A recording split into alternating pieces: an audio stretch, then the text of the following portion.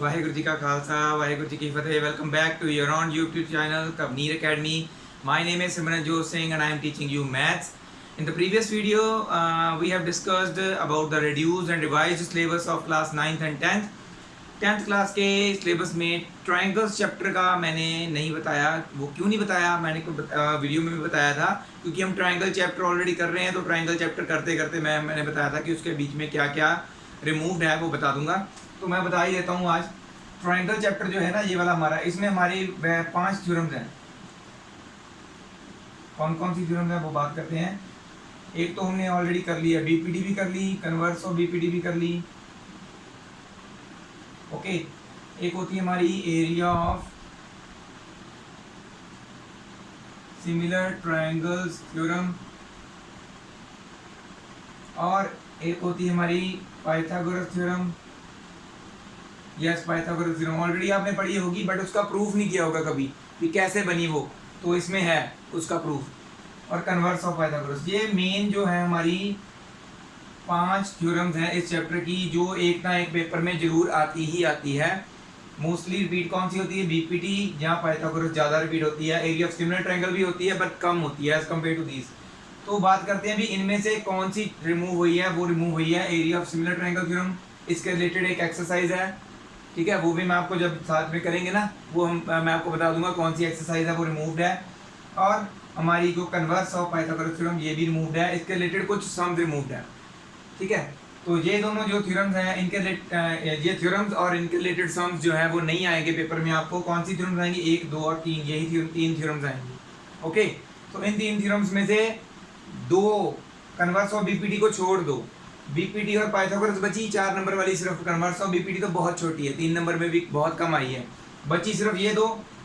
तो dead sure है कि ये दोनों आएंगी ही आएंगी, दोनों में और होगा, ठीक है, दोनों में और हो सकता है, दोनों आने के चांसेस हैं, दोनों में और हो सकता है या सिर्फ यही डाल दे या सिर्फ यही डाल दे। ओके, दोनों में और भी आ सकता है या फिर सिंगुलर भी आ सकती है, चाहे ये आ जाए, चाहे दोनों ही आ जाए, ठीक है। तो क्या डिपेंड करता है कि कितने नंबर का इसमें इस चैप्टर में से क्वेश्चन पेपर में से कितना बनता है। पिछली बार तो हमें पता होता था तो हम उसके हिसाब से चलते थे। इस बार बहुत सी चेंजेस आ रही हैं, तो हम कुछ भी नहीं कह सकते क्या आएगा। 4 नंबर का क्वेश्चन अगर आएगा तो इन दोनों थ्योरम में से कोई एक जरूर आएगी, ये तो पता है। तो ये दोनों थ्योरम आपने पक्की करनी ही करनी है। इस ऐसा नहीं कि ये कर लेते हैं यार या फिर ये कर लेते हैं, नहीं, दोनों करनी है। कोई भी बच्चा हो, पेपर में दोनों में से कोई भी आ जाएगी, आएगी जरूर, कोई भी आ जाएगी। आप इजीली 4 मार्क्स तो नहीं छोड़ेंगे ना, तो नहीं छोड़ने हैं 4 मार्क्स, ये दोनों थ्योरम जरूर करनी है। इनके रिलेटेड सम्स हैं वो 3 या 2 नंबर के रिलेटेड कुछ भी आ सकते हैं, 3 नंबर में मोस्टली आते हैं वैसे, तो वो आ सकते हैं। तो ये नोट कर लीजिए। अब हम डिस्कस करेंगे इसके बारे में, हमारा नेक्स्ट टॉपिक है जो ट्रायंगल चैप्टर का।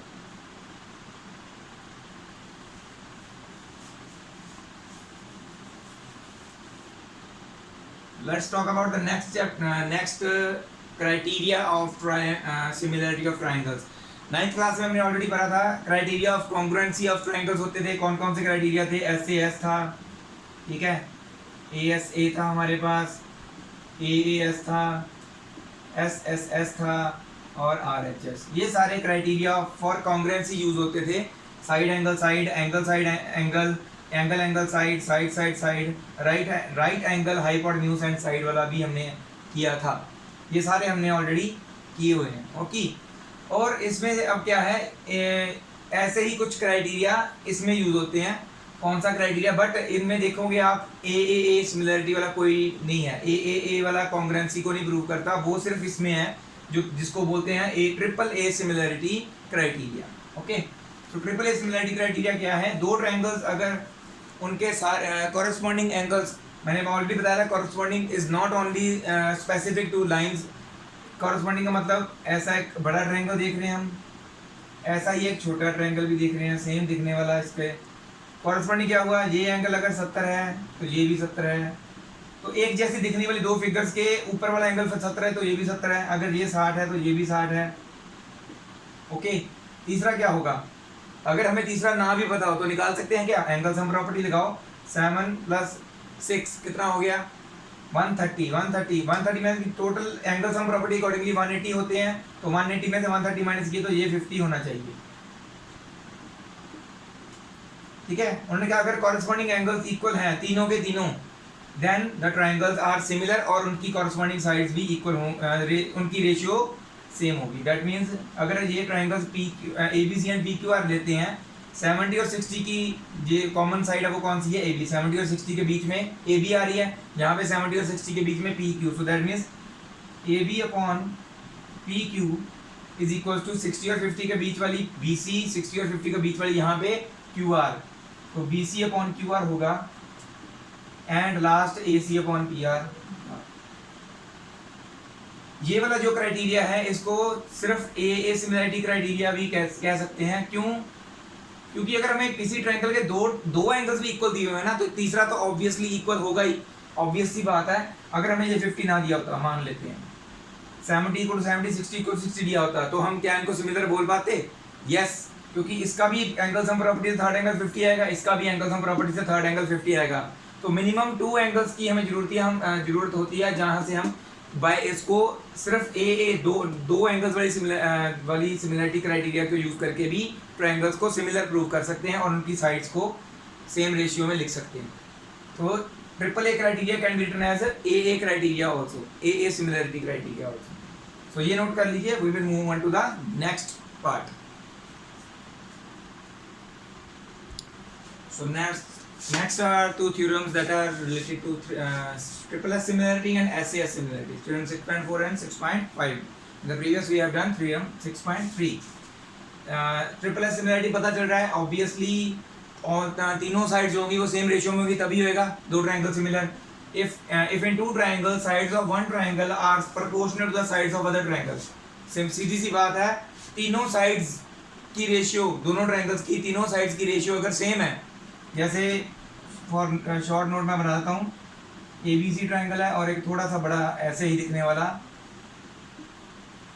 पी क्यू आर है, तो A B upon P Q, B C upon Q R and A C upon P R, तीनों की रेशियो इक्वल होगी। जैसे कि लिखना कैसे है, A B upon P Q is equal to B C upon Q R is equal to A C upon P are.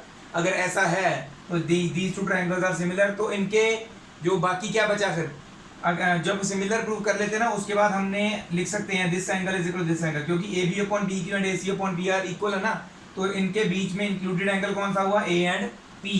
तो similar prove करने के बाद हम लिख सकते हैं angle A is equal to angle P, इसमें लिखते हैं हम C P S T. Reason, जैसे पिछली वाली ट्राइंगल चैप्टर में आप याद करोगे तो हम लिखते थे by C P C T, इसमें लिखते हैं C P S T, corresponding parts of similar triangles. आप चाहें तो नोट कर सकते हैं corresponding parts of similar triangles. इसका मतलब ये होता है बाकी जो सिमिलर प्रूव करने के बाद जो बाकी पार्ट बचे वो हम चाहे साइड्स हो उनकी रेशियो इक्वल लिख सकते हैं, और चाहे एंगल्स हो एंगल्स इक्वल लिख सकते हैं। ठीक है, तो ये था इसके लिए। इसी तरह से होता है हमारा theorem 6.5 SAS similarity. SAS similarity को ध्यान से समझने के लिए इसी को मैं थोड़ा सा समझा देता हूँ। अगर ऐसे दो ट्रायंगल्स दिए हुए हैं और ये एंगल दिया हुआ है ग्रीन वाला,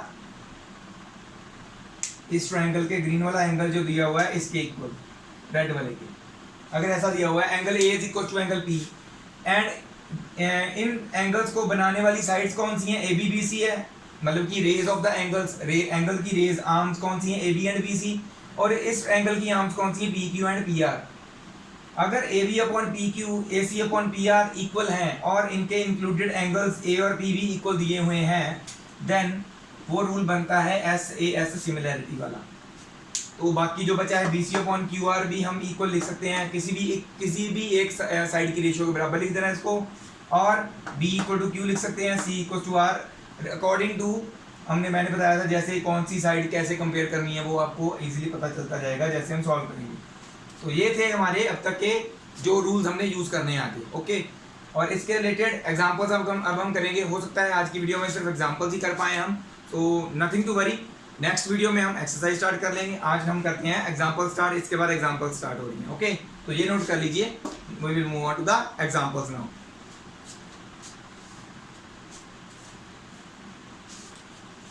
सो let's move on to example 4 and example 5। वो दोनों छोटी छोटी हैं इसलिए मैंने ये दोनों इकट्ठी लिख दी। This is the figure A. वैसे तो मुझे पता नहीं, वैसे मैं पहले भी ए शायद यूज कर सका हूँगा फिगर, तो आप जो नोट्स कर रहे हैं नोट उसके accordingly A B C D आगे बढ़ाते रहिएगा, मैं बस ऐसे लिख देता हूँ। तो जस्ट क्वेश्चन के अकॉर्डिंगली। ओके, तो आप ऐसे ही जो पहले जो चल रहा है चैप्टर में ABCD, अगर EFG तक भी यूज हो चुका है तो आगे HIJ ऐसा यूज करते जाइए फिगर्स के लिए, जैसे आपकी इच्छा हो। If PQ is parallel to RS, PQ RS के पैरेलल है, ये ऑलरेडी हमें दिया हुआ है। Prove that POQ is similar to SOR। ठीक है, तो ये तो साफ पता चल रहा है कि गिवन क्या है, ये गिवन है, सॉरी यहाँ तक प्रूव दैट के बाद वाला ये जो है टू प्रूव के करना है, हम करेंगे प्रूव। हमारे पास जो रूल्स हैं सिमिलरिटी के वही वाले यूज कर सकते हैं हम। तो देखिए PQ पैरेलल टू RS दिया हुआ है, तो हम ट्रांसवर्सल ये ले लेते हैं एक बार RQ अगर ट्रांसवर्सल है तो ऐसे देखो ये Z बन रहा है, तो ये होंगे हमारे इंटरनल एंगल्स, ये होंगे ऑल्टरनेट इंटीरियर एंगल्स, इक्वल होने चाहिए, एंगल Q एंगल R के इक्वल होगा। इसी तरह से पैरेलल लाइंस वही सेम लेनी है, ट्रांसवर्सल चेंज कर देंगे, तो ये एंगल इसके इक्वल लिख सकते हैं, P इक्वल टू S लिख सकते हैं। ये दोनों वर्टिकली ऑपोजिट है ही, वैसे तो ए सिमिलरिटी के साथ खत्म हो रहा है, वर्टिकली ऑपोजिट और कोई एक ऑल्टरनेट इंटीरियर एंगल का पेयर आप ले लो, बस ए सिमिलरिटी से हो जाएगा। अगर तीनों के तीनों लिखने चाहते हो तो तीनों लिख दो, आपकी इच्छा। पहले लिखो, हमें क्या दिया है, PQ parallel to RS that is given, taking QR as transversal,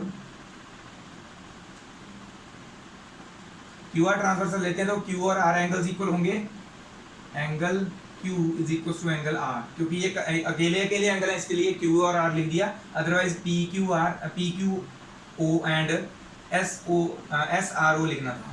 और ओके, तो angle Q equal to angle R है, इसका reason alternate interior angles. Okay, ये है ऑल्टरनेट इंटीरियर एंगल्स। एक ये लिख देते हैं दोनों POQ एंड ROS एंगल, ये वाला ट्रायंगल्स के बीच में लिख देंगे। चलो सो लेते हैं triangles, in triangle POQ and triangle SOR, POQ और SOR ट्रायंगल्स में क्या है, angle Q equals to angle R, proved above. उसके बाद angle POQ is equals to angle SOR, क्यों, these are vertically opposite angles. बस ये पहले भी सॉल्व कर सकते थे, लाइन हमने वेस्ट नहीं करनी थी इसलिए नहीं किया, इसको करना जरूरी था। तो ए सिमिलरिटी लग सकती है, दो एंगल्स भी इक्वल है तभी हम यूज कह सकते हैं ना triangles are similar. So by a similarity rule, triangle POR is similar to triangle SOR. This is the symbol for similarity. Okay? नहीं तो पहले हम कॉन्ग्रेंट का सिंबल क्या हुआ करता था, कॉन्ग्रेंट का सिंबल था इक्वल टू के ऊपर ऐसे ये साइन होता था, टिल्ट साइन। अब सिर्फ इक्वल टू नहीं है, उसके बिना वो साइन जो है उसका मतलब है सिमिलरिटी का साइन है। ओके, अब आ जाते हैं इस ट्रायंगल पे। Observe the figure carefully and find angle P। पहले फिगर को ध्यान से देखो, रूट वाली टर्म जो है ये है और यहाँ पे रूट वाली टर्म ये है, तो दैट मीन्स ये दोनों ट्रायंगल्स की रेशियो होनी चाहिए एंगल्स की। सॉल्यूशन में AC अपॉन RP करेंगे, तो that will be 3 √3 by 6 √3 cancel, 3 1 3 3 2 6, ratio is 1/2। अब देखिए साफ पता चल रहा है 6 2 12 होता है, तो ये रेशियो अपॉन दिस होगा BC अपॉन PQ, ये हो गई हमारी 6, ये हो गई 12, 6 1 6 6 2 12, दैट इज आल्सो 1/2। तीसरी कौन सी बची, AB, और वो बची PRQ, AB upon RQ। AB is 3.8 and RQ is 7.6। 3.8 का जस्ट डबल होती है 7.6, तो it will also become 1/2। Ratio तीनों की सेम आ गई, तो triangles are similar. Okay, as AC upon RP is equals to BC upon PQ is equals to AB upon RQ. So by SSS similarity rule, similarity rule जो है ये हमारा, इसके अकॉर्डिंगली क्या होगा, triangle ABC is similar to RQP। मैंने बताया था SSS वाला रूल हो गया ना, तो ट्राइंगल्स अगर सिमिलर है दैट मींस उनके एंगल्स इक्वल लिख सकते हैं। तो रिस्पेक्टिवली एंगल्स देखो कौन से बनते हैं, किस साइड का कौन सा एंगल बनता है। पूछा कौन, उन्होंने कौन सा पूछा, एंगल P पूछा है, दिस एंगल P। अब देखो ये कौन सी साइड्स के बीच में आ रहा है, 12 और 6√3 वाली साइड्स के, दैट मींस PQ और RP वाली साइड्स में। PQ और RP कहाँ पे है, ये रहा RP, ये रहा PQ, ये इस रेशियो में आ रहा है RP, और ये PQ इस रेशियो में आ रहा है। तो दैट मीन्स इनके अकॉर्डिंगली AC और BC, AC कहाँ है, AC यहाँ है, और BC कहाँ पे है, और सॉरी AC एंड PQR, यहाँ AC एंड BC। तो ये दोनों साइड्स हो गई, और ये एंगल इनके बीच वाला, ये एंगल C, और BC हमारा जो है RP एंड PQ, RP ये है, सॉरी RP ये है, PQ ये है, और ये एंगल, ये दोनों एंगल्स इक्वल होंगे। ओके, बट यहाँ पे भी हमें ये एंगल नहीं पता कितना है, यहाँ पे भी नहीं पता, पहले इसमें निकाले, एंगल पहले लिख देते हैं, angle C is equal to angle P CPST होगा। तो C चाहिए हमें पहले, in triangle ABC by angle sum property of triangle, angle A plus angle B plus angle C is equal to 180 होना चाहिए। एंगल A कितना है हमारा 80, B कितना है 60, C निकालना है, तीनों का सम होगा 180, 80 plus 60 is 140, angle C is equal to 180 minus 140, that becomes angle C is equal to 40 degree. अगर एंगल C 40 है, सो फ्रॉम 1 दिस इज, इसको ले लो इक्वेशन 1, उधर लिख देना आप, एंगल P भी कितना होगा 40, ठीक है। तो ये दोनों एग्जांपल्स थी, इनको आप इजीली समझ भी गए होगे, नोट भी कर लो, क्योंकि जिन्होंने 9th चैप्टर में ऑलरेडी पढ़ा हुआ है ना कॉन्ग्रुएंसी, तो इनके लिए बहुत ईजी है वो, और जिन्होंने मुझसे पढ़ा उनके लिए तो बहुत ज़्यादा ईजी है, आई एम गारंटी दैट। तो ये आप नोट कर लीजिए, we will move on to the next part now. तो दिस इज एग्जांपल 6, ओके। तो ये बहुत ही सिंपल एग्जांपल है, बस इसमें दिया गया हुआ है in the figure 6 OA dot OB multiply, dot का मतलब मल्टीप्लाई OC इंटू OD, ये दिया हुआ है, हमें प्रूव करना है हमने angle A is equal to angle C, angle B is equal to angle D। Given में आपने ये वाला लिखना है, शो दैट वाले में, मतलब कि टू प्रूव वाले में आपने नीचे वाली लाइन लिखनी है, हम करेंगे प्रूफ। ओके, तो देखिए हमें गिवन क्या है, OA into OB is equal to OC into OD, यहाँ पे लिखो since O is equal to OB this is equal to into this, ये हमें गिवन है। तो जो चीज़ मल्टीपल में पहले डिवाइड में हो सकती है, ओके, पर कौन सी चीज़ उधर लेके जानी है, देखो OA और OB कहाँ पे है, OA और OB, OA इसकी साइड है, OB इसकी साइड है, तो ये उधर लेके जानी है कि नहीं जानी वो हम बाद में डिसाइड करेंगे। पहले ये देखो OA के नीचे, मतलब OA जो है इस ट्रायंगल की साइड है, और इधर देखो OC उस ट्रायंगल की साइड है, OD इधर वाले की है, तो दैट मीन्स OC उस ट्रायंगल की साइड इसके रेशियो में होनी चाहिए ना, तभी हम कह सकते हैं भी सिमिलर है। तो OC मल्टीपल में OA के डिवाइड में आ जाएगा, और OB मल्टीपल में OD के डिवाइड में आ जाएगा। ओके, छोटे ट्रायंगल के और नीचे बड़े वाले ट्रायंगल की साइड, यहाँ पे देखो OD फिर छोटे ट्रायंगल की साइड है, OB बड़े ट्रायंगल की साइड है, रेशियो बराबर हो गई दोनों की, ठीक है। कौन सी साइड किसके बराबर हो गई, ग्रीन की साइड, ग्रीन। रेशियो देखो आप, OA upon OC, that means this upon this is equal to this upon this, ठीक है। और साफ पता चल रहा है कि ये जो है एंगल दोनों के बीच वाला, रेड और ग्रीन के बीच वाला जो एंगल है, इंक्लूडिंग एंगल AOD और एंगल BOC, वो भी इक्वल है, ठीक है। तो ये हमने आगे यूज़ करना है, ओके, ट्रायंगल्स में। अब लेंगे हम ट्रायंगल्स, पहले तो इसको ऐसे बना दिया, इक्वेशन 1 लिख लो इसको, in triangle AOD and triangle BOC, पहले तो यही लिख लो जो हमने अभी प्रूव किया है, फ्रॉम 1 लिख दो, चाहे प्रूव्ड अबव लिख दो, दैट इज योर चॉइस। और क्या है, angle AOD is equal to angle BOC, why vertically opposite angles. So कौन सा रूल लगा? SAS सिमिलरिटी वाला, by SAS similarity rule triangle AOD is similar to triangle BOC। अगर ये सिमिलर है तो दैट मीन्स ग्रीन साइड की side उसी साइड वाला ग्रीन और ब्लैक ये एंगल और इसका ग्रीन साइड को टच करता हुआ C एंगल इक्वल हुए, और ये ब्लैक रेड साइड को टच करता हुआ एंगल D और यहाँ पे रेड साइड को टच करता हुआ एंगल B इक्वल हुए, दोनों बाय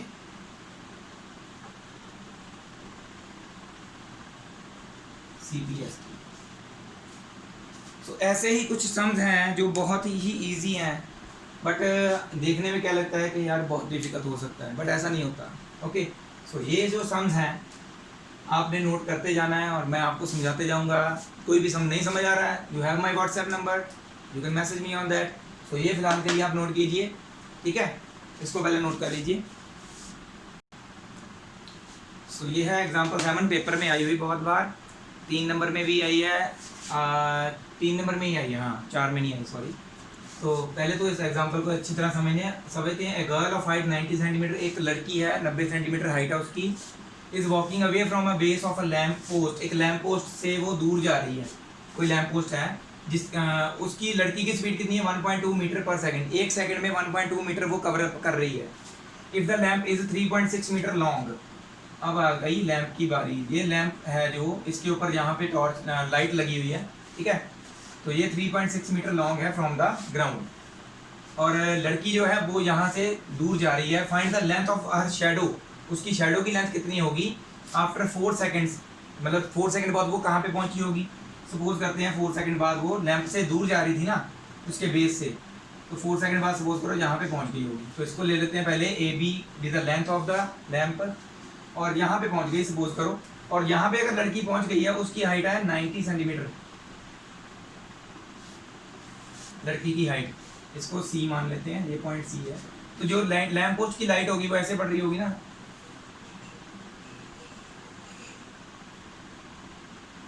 लड़की के सिर पे ऐसे यहाँ से पड़ी होगी, और आगे उसकी फिर उतनी ही आगे यहाँ से बेस से उतनी ही आगे शेडो बन गई होगी यहाँ तक, मान लेते हैं this is the point E। तो ऑब्वियसली ये भी परपेंडिकुलर, लड़की भी सीधी खड़ी है, तो that means these two angles are 90 degree, तो ये दोनों पैरेलल हो गए। ओके, अब देखते हैं इसको सॉल्व कैसे करना है। लेट करते हैं पहले AB is equal to 3.6, that is the height of lamp post. Let she reaches at point D after 4 seconds, फिर पॉइंट D पे पहुंच जाती है 4 seconds चलने के बाद, ठीक है। And CD is height of girl that is 90 centimetre. Okay, now अब बात करते हैं, क्योंकि as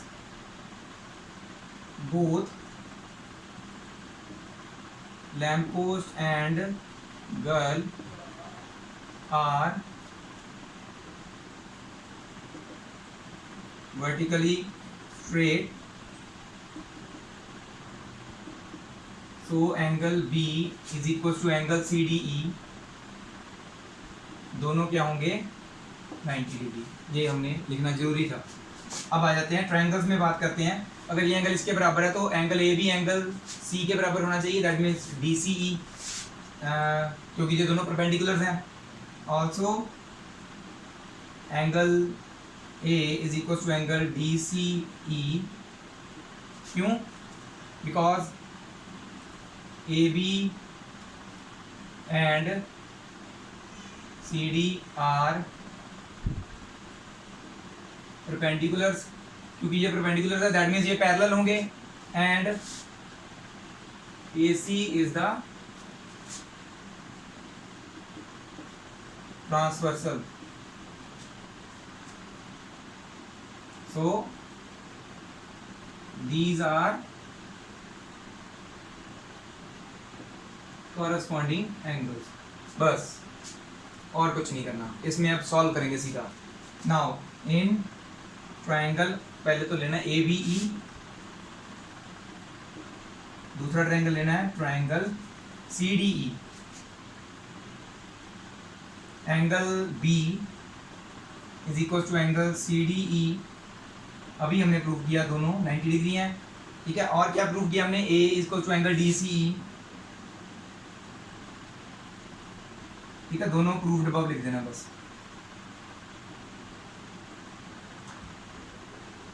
So by a similarity triangle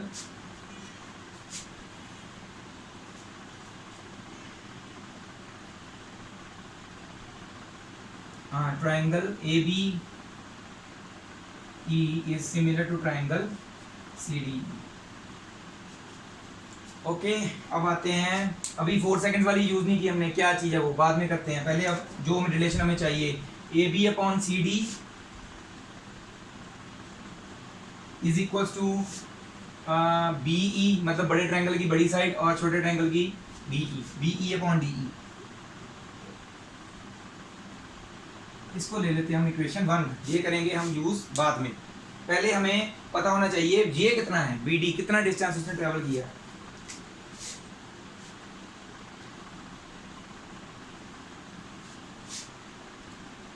Now from B to D time taken कितना है,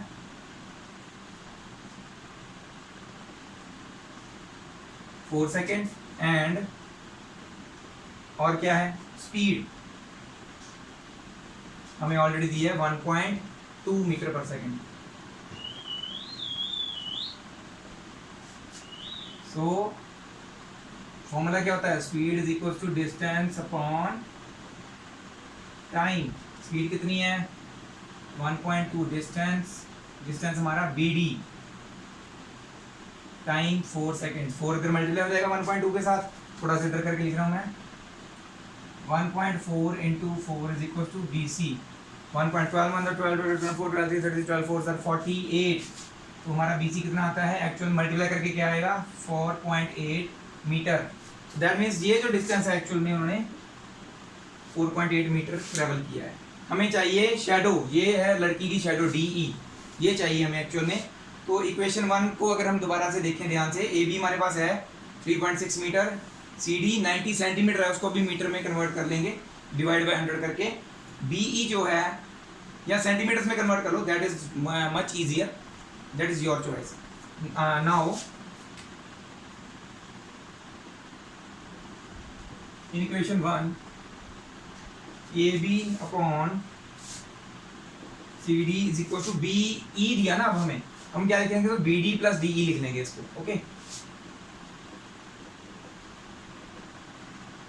और नीचे तो DE है ही, बस AB की वैल्यू क्या है हमारे पास 3.6 मीटर, CD है 90 सेंटीमीटर, डिवाइड बाय 100 करेंगे तो इट विल बिकम 0.9 मीटर।